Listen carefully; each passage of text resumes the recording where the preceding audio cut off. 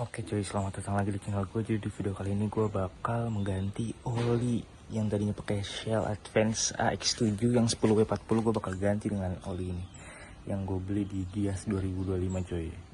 Ini adalah oli Pertamina dengan merek Enduromatic V.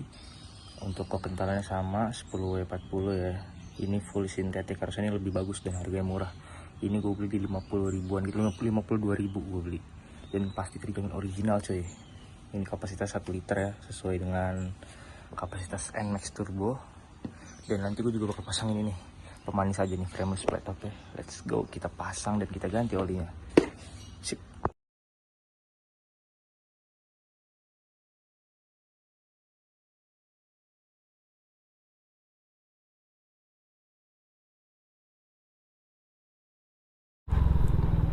Oke cuy, jadi ini oli Shell Enduromatic V-nya udah kepasang. Enduromatic V bukan sih kalau nggak salah ya.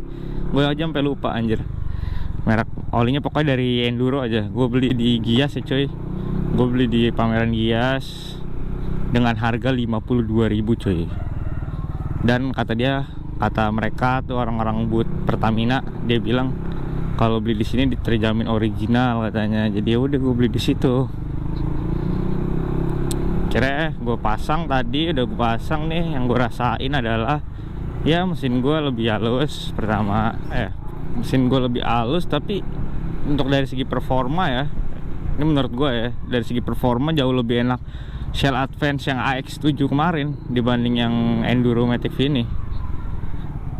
Gue juga nggak tahu kenapa ya. Kalau pas pakai Shell kemarin tuh habis ganti oli gue lebih enteng larinya. Kalau pas gue ganti si Enduro ini larinya ya kayak biasa aja, nggak seenak pas awal ganti Shell ya.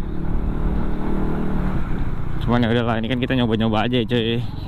Nanti udah 1000 kiloan kayak kemarin gue ganti lagi polinya pakai gue pengen nyoba Delta Loop abis ini kayaknya ya. Atau itu kemana ada yang komen kan pakai sama loop turbo matic, itu ntar juga gue coba deh gitu ya kan. Ini gue sekarang mau isi bensin.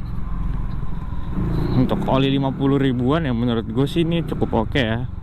Palingan enggak mesin lo kan jadinya lebih bersih lah kalau lo sering ganti oli. Ini kayak ban motor gue agak kurang angin ya bro ya.